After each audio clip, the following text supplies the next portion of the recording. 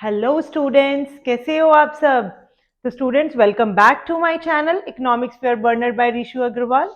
Students, इससे last class में हमने हमारा टॉपिक स्टार्ट किया था मेजरमेंट ऑफ नेशनल इनकम, और उसमें हमने हमारा इनकम मेथड कर लिया था। आज की इस क्लास में हम हमारे अगले दो जो मेथड्स हैं वो करेंगे। One is the expenditure method and another is the value addition method.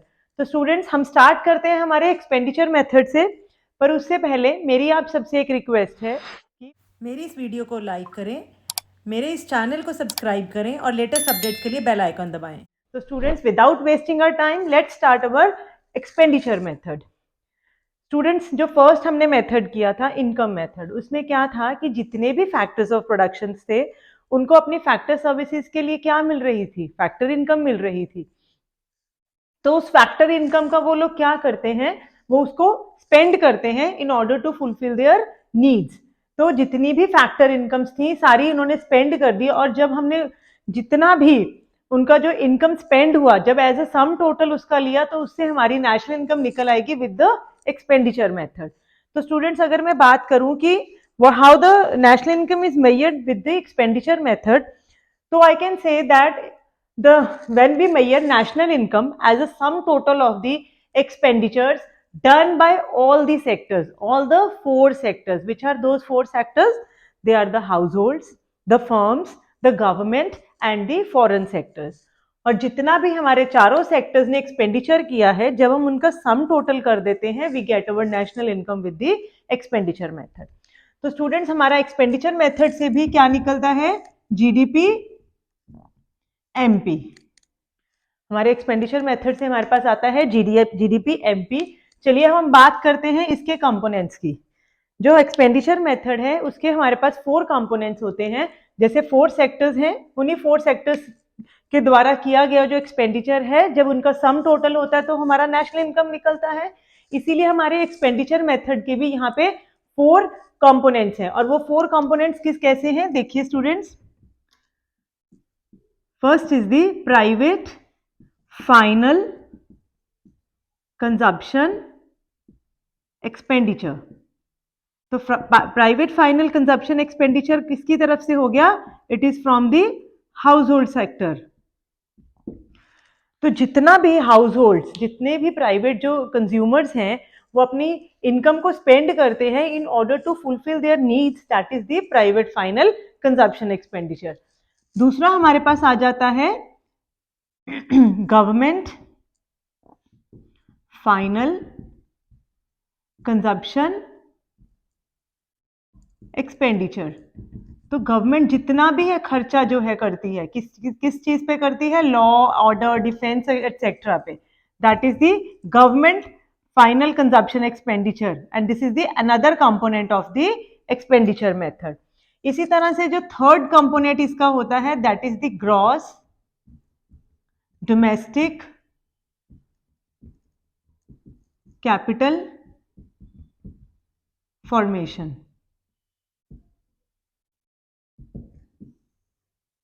जितना भी, अब ये थर्ड कंपोनेंट में वो सारा एक्सपेंडिचर आ जाता है which is done in order to buy the fixed assets. जितना भी फिक्स्ड एसेट्स को बाय करने के लिए जो भी एक्सपेंडिचर होगा, वो किसके अंडर आएगा, ग्रॉस डोमेस्टिक कैपिटल फॉर्मेशन के अंडर।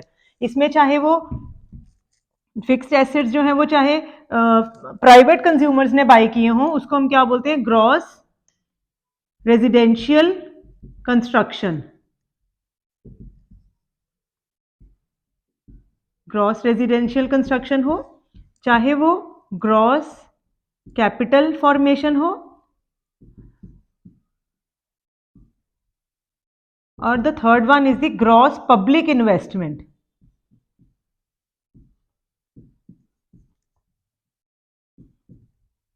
तो स्टूडेंट्स देखो, इसमें फर्स्ट जो ग्रॉस रेजिडेंशियल कंस्ट्रक्शन है, this is from the house hold. जब भी कोई प्राइवेट कंज्यूमर जो है अपने फिक्स्ड एसेट्स बनाते हैं, that comes under the gross domestic capital formation. इसी तरह से जब एक प्रोड्यूसर जो है अपने फिक्स्ड एसेट्स बाय करता है, that is the gross capital formation. और थर्ड इसमें आ जाता है जो गवर्नमेंट एक्सपेंडिचर करती है on the maintenance, sorry, on the construction of roads, bridges, etc. That is the gross public investment. और फोर्थ इसमें हमारे पास आ जाता है इन्वेंट्री इन्वेस्टमेंट। इन्वेंट्री इन्वेस्टमेंट क्या है? जितना भी स्टॉक मेंटेन करते हैं producers, that is the inventory investment. और इसको हम कैसे कैलकुलेट करते हैं? Closing stock minus opening stock.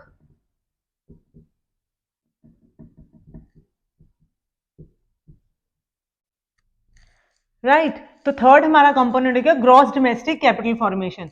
Students आप इसकी ना ये जो लिखा है ना ग्रॉस, ग्रॉस मतलब यहाँ हमें डेप्रिसिएशन ऐड करना है, नेट नहीं लेना है, और डोमेस्टिक लेना है, डोमेस्टिक कैपिटल फॉर्मेशन।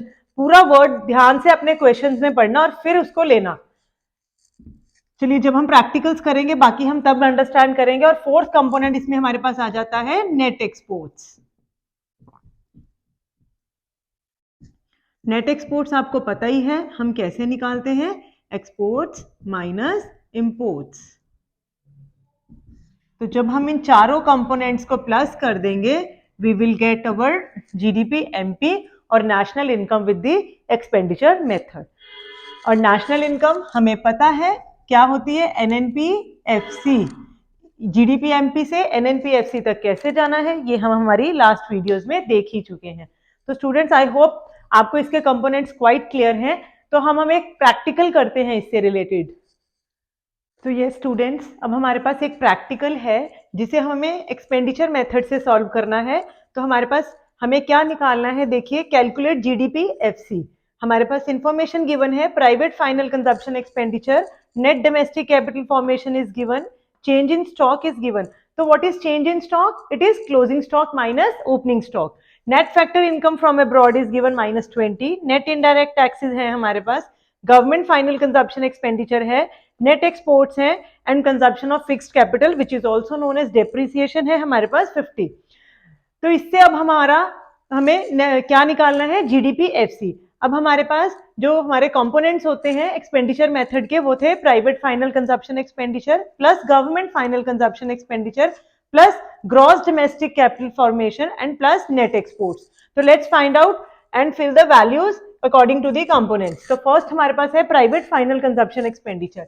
यहाँ पे हमारे पास क्या निकलेगा, जीडीपी एमपी। तो first is the private final consumption expenditure. Private final consumption expenditure हमारे पास कितना है, 800 प्लस अब है गवर्नमेंट फाइनल कंजप्शन एक्सपेंडिचर। इसमें जब हम ऐड करेंगे गवर्नमेंट फाइनल कंजप्शन एक्सपेंडिचर कितना है, 450।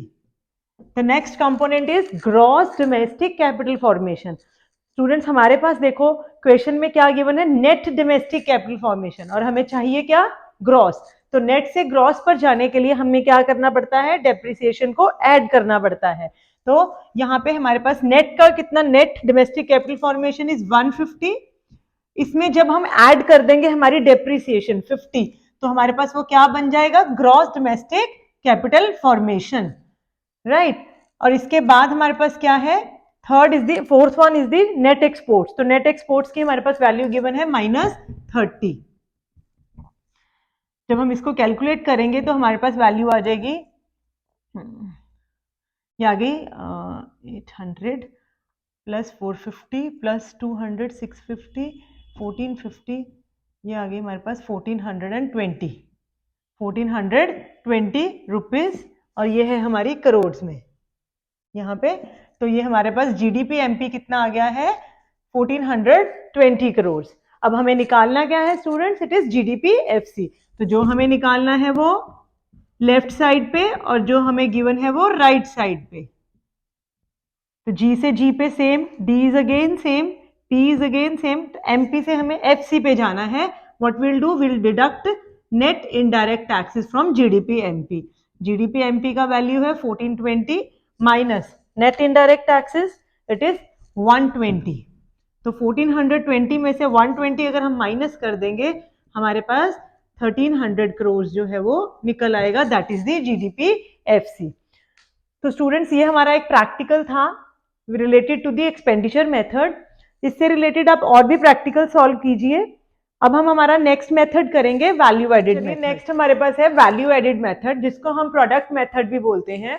तो what is value added students, value added का मतलब क्या होता है कि जब हम किसी रॉ मटेरियल में वैल्यू ऐड करते हैं so that it can be consumed and it can fulfil our needs. तो वैल्यू एडेड मेथड से भी हमारे पास क्या निकलता है, जीडीपी एमपी। इसके क्या कंपोनेंट्स रहते हैं, इसका फॉर्मूला होता है हमारे पास value of output minus intermediate consumption.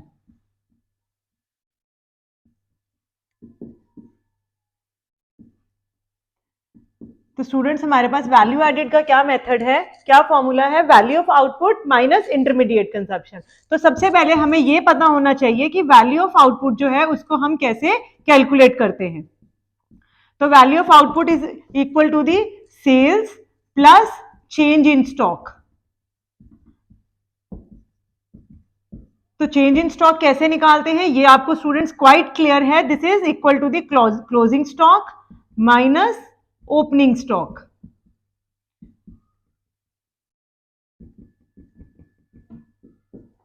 सबसे पहले तो वैल्यू ऑफ आउटपुट हम निकालते हैं sales plus change in stock. और अगर स्टूडेंट्स हमारे पास कई बार क्वेश्चंस में क्या होता है कि सेल्स नहीं गिवन होती, इंस्टेड ऑफ सेल्स हमारे पास क्वेश्चन में गिवन होता है price per unit and quantity sold. तो वहां पे हमने कंफ्यूज नहीं होना है, वहां पे हमने क्या करना है, इस सेल्स को निकालने के लिए प्राइस और क्वांटिटी दोनों को हमने मल्टीप्लाई कर देना है, जिससे हमारी सेल्स की वैल्यू जो है वो निकल आएगी, राइट। तो यहाँ पे sales plus change in stock that is equal to the value of output. और तो स्टूडेंट्स इसके बाद एक और चीज है कि जो सेल्स होती हैं it can either be within the domestic territory और it can be outside the domestic territory. तो दैट मीन्स अगर हमें क्वेश्चन में गिवन है कि sales plus exports, sales within the country, sales within the country plus export, जब हम इन दोनों को प्लस कर देंगे तो हमारे पास टोटल सेल्स निकल आएगा। But students one thing more, अगर हमें क्वेश्चन में सेल्स गिवन है और एक्सपोर्ट्स भी गिवन है तो हमने वहां पे एक्सपोर्ट्स को कंसीडर नहीं करना है, वहां पे हमें सिर्फ सेल्स ले लेना है, राइट। तो स्टूडेंट्स ये क्लियर हो गया कि हमें वैल्यू ऑफ आउटपुट कैसे निकालना है। जल्दी से स्टूडेंट्स इसका स्क्रीनशॉट लीजिए और आगे अब हम करेंगे इंटरमीडिएट कंजप्शन कैसे निकाली जाती है। स्टूडेंट फटाफट से इसका एक स्क्रीनशॉट ले लीजिए। चलिए अब हम करते हैं हमारा इंटरमीडिएट कंजप्शन की कैसे हम इंटरमीडिएट कंजप्शन की अगर हमें वैल्यू नहीं गिवन है तो उसको हम कैसे निकालते हैं। स्टूडेंट्स देखिए इंटरमीडिएट कंजप्शन क्या होती है, वो चीजें जो अभी पूरी तरह से बनकर तैयार नहीं हुई हैं या जिसको हम कह सकते हैं कि अभी भी वो हमारी नीड्स को पूरा करने के काबिल नहीं है। तो इंटरमीडिएट कंजप्शन को हम लेते हैं परचेज ऑफ रॉ मटेरियल के इक्वल। स्टूडेंट्स प्लीज यहाँ पे फोकस करेंगे, मैंने यहाँ सिर्फ एक रॉ मटेरियल का परचेज लिया है। अगर आपको क्वेश्चन में परचेज ऑफ मशीनरी या कोई फिक्स्ड एसेट्स गिवन है तो वो वहां पे इंटरमीडिएट कंजप्शन में कंसीडर नहीं होता है। Only the purchase of raw material is considered as a intermediate consumption. तो परचेज भी जो है सेल्स की तरह it can either be domestic purchases of raw material or it can be imports also। जब हम इन दोनों को ऐड कर देंगे तो हमारे पास परचेज ऑफ रॉ मटेरियल निकल आएगा। और स्टूडेंट्स अगर हमारे को यहाँ क्वेश्चन में ये दोनों अलग अलग से गिवन है और ये भी गिवन है तो हम सिर्फ इसको कंसीडर करेंगे, इन दोनों को हम इग्नोर कर देंगे फिर वहां पे। तो स्टूडेंट्स इससे रिलेटेड चलिए अब हम एक प्रैक्टिकल प्रॉब्लम करते हैं सो दैट ये हमें अच्छे से समझ में आए। स्टूडेंट्स इसका एक प्लीज स्क्रीनशॉट लीजिए जल्दी से, ताकि हमारा जो प्रैक्टिकल है वो इजीली निकले। जब हमें फॉर्मूलाज आते होंगे तो ही हम प्रैक्टिकल को इजीली कर पाएंगे। देखिए स्टूडेंट्स अब हमारे पास एक प्रैक्टिकल प्रॉब्लम है जिसमें हमें कैलकुलेट करना है एनडीपी एफसी और हमें कुछ इंफॉर्मेशन गिवन है जैसे सब्सिडीज गिवन है, सेल्स है, क्लोजिंग स्टॉक है, इनडायरेक्ट टैक्सेस, इंटरमीडिएट कंजप्शन है, opening stock and consumption of fixed capital is given. तो हमें यहाँ पे एनडीपीएफसी निकालना है और हम यहाँ पे कौन सा मेथड यूज करेंगे, वैल्यू एडेड मेथड, क्योंकि यहाँ पे जितनी भी इंफॉर्मेशन है that relates to our value added method. तो वैल्यू एडेड मेथड का हमारे पास क्या फॉर्मूला रहता है, जीडीपी एमपी निकलता है इससे हमारे पास, this is equal to value of output minus intermediate consumption. ये अभी हमने पढ़ा, इसका ये फॉर्मूला होता है इंटरमीडिएट कंजप्शन, राइट। तो वैल्यू ऑफ आउटपुट कैसे निकलता है स्टूडेंट्स, अभी हमने पढ़ा इसका क्या फॉर्मूला रहता है हमारे पास, sales plus change in stock, right. तो पहले वैल्यू ऑफ आउटपुट कैलकुलेट करते हैं। सेल्स हमारे पास गिवन है, that is 100, and change in stock का क्या बताया था आपको, that is closing stock minus opening stock. तो पहले सेल्स मेरे पास है 100 plus change in stock, closing stock है 10, 10 माइनस ओपनिंग स्टॉक 20 है, तो ये कितनी वैल्यू आ गई मेरे पास, -10।